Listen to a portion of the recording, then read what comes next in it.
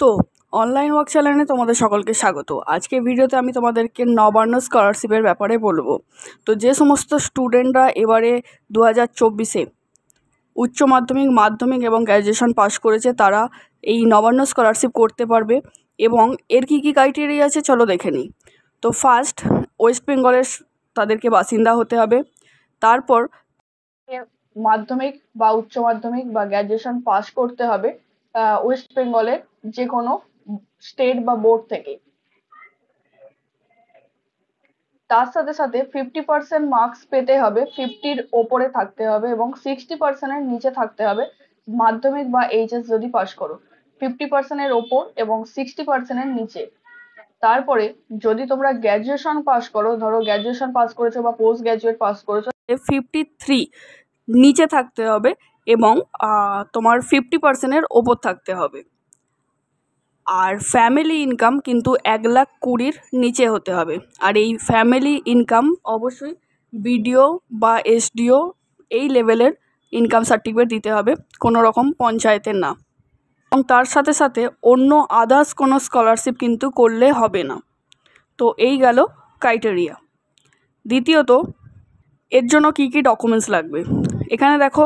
Documents লাগবে, একটা form আছে, যে ফর্মটা আমি তোমাদেরকে স্ক্রিনে দেখিয়ে দেবো। এই ফর্মটা তোমরা ডেসক্রিপশন থেকে ডাউনলোড করতে পারবে। তো এই ফর্মটা তোমাদেরকে ফিল আপ করতে হবে এবং তার সাথে একটা সাদা কাগজে যেমন চিঠি লিখি সেরকম একটা দরখাস্ত করতে হবে। এবং এই দুটো, যেটা ফর্মের ফ্রন্ট পেজ মানে ফার্স্ট পেজটা, তার সাথে ওই চিঠিটা দুটো পিডিএফে একটা ফাইলে করে আপলোড করতে হবে। তার সাথে সাথে ওই যে ফর্মটা আছে, এই ফর্মেতে একটা এমএলএ একটা ফর্ম আছে, ফরম্যাট আছে, যেখানে এমএলএকে, তোমাদের যে লোকাল এমএলএ আছে সেই লোকাল এমএলএকে দিয়ে স্ট্যাম্প দিতে হবে। এবং তার সাথে সাথে একটা অবশ্যই এখানে ইনকাম সার্টিফিকেট বলেই দিয়েছে, বিডিও বা এসডিও এইগুলো থেকে তোমাদের ইনকাম সার্টিফিকেট করতে হবে। কোনো পঞ্চায়েত এলাকার, রুরাল এলাকার যদি পঞ্চায়েতের সার্টিফিকেট আপলোড করা হবে না। তার সাথে সাথে আর একটা আছে self declaration by the student. এই সেলফ ডিক্লারেশন স্টুডেন্ট ফর্মটাতে তোমাদেরকে তোমাদের কলেজ বা স্কুল থেকে স্ট্যাম্প দিয়ে নিয়ে আসতে হবে এবং সেটাকে আপলোড করতে হবে। তার সাথে সাথে মাধ্যমিকের অ্যাডমিট কার্ড, যদি কেউ উচ্চ মাধ্যমিকের পাস করে গ্র্যাজুয়েশনের জন্য ভর্তি হয়ে থাকো তাদেরকেও মাধ্যমিকের অ্যাডমিট কার্ড কিন্তু দিতে হবে। আর যদি মাধ্যমিক পাস করে থাকো তাহলেও লাগবে, যদি গ্র্যাজুয়েশন পাস করে থাকো তাহলেও কিন্তু এই মাধ্যমিকের অ্যাডমিট কার্ডটা দিতেই হবে। তার সাথে সাথে লাস্ট যেটা পাস করেছো, যদি ধরো কেউ মাধ্যমিক পাস করে 11-এ পড়ছো তারা মাধ্যমিকের রেজাল্ট দেবে, এবং যদি কেউ এইচএস পাস করে গ্র্যাজুয়েশনে পড়ছো তাহলে তারা এইচএসের রেজাল্ট দেবে। এবং এবার যদি কেউ গ্র্যাজুয়েশন পাস করে পিজি করছো তাহলে তারা লাস্ট গ্র্যাজুয়েশনের রেজাল্ট দেবে। আর তার সাথে সাথে এখানে যদি তোমরা কোনো পরীক্ষাতে বসে থাকো, যেমন এখানে দেয়া আছে দেখতে পাচ্ছ, সেই সমস্ত যে ডিপ্লোমা বা কোনো বিটেকের জন্য যে তোমরা ফর্ম ফিল আপ করে থাকো, সেই তার যদি কোনো র্যাঙ্ক কার্ড থাকে তাহলে আপলোড করতে পারো।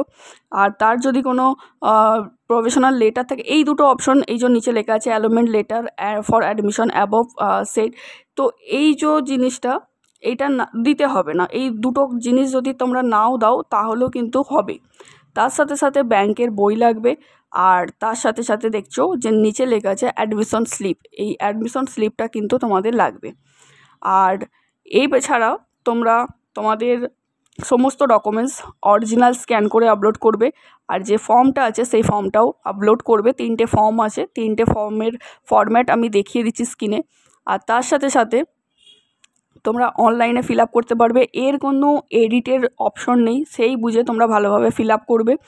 আর এই ফর্মটা কিন্তু কোথাও জমা দিতে হবে না, অনলাইন সাবমিট করলেই হয়ে যাবে, আর কোথাও জমা দিতে হয় না কো। আর এর সাথে সাথে বলবো, ফর্ম সাবমিট হওয়ার পর স্ট্যাটাস চেক করা যায়। তোমরা অবশ্যই স্ট্যাটাসটা চেক করতে থাকবে 1 মাস অন্তর অন্তর। এই ধরনের ইনফরমেটিভ ভিডিও পেতে চ্যানেলটিকে সাবস্ক্রাইব করে রাখবে এবং যদি কিছু জানার থাকে তাহলে অবশ্যই কমেন্ট করো।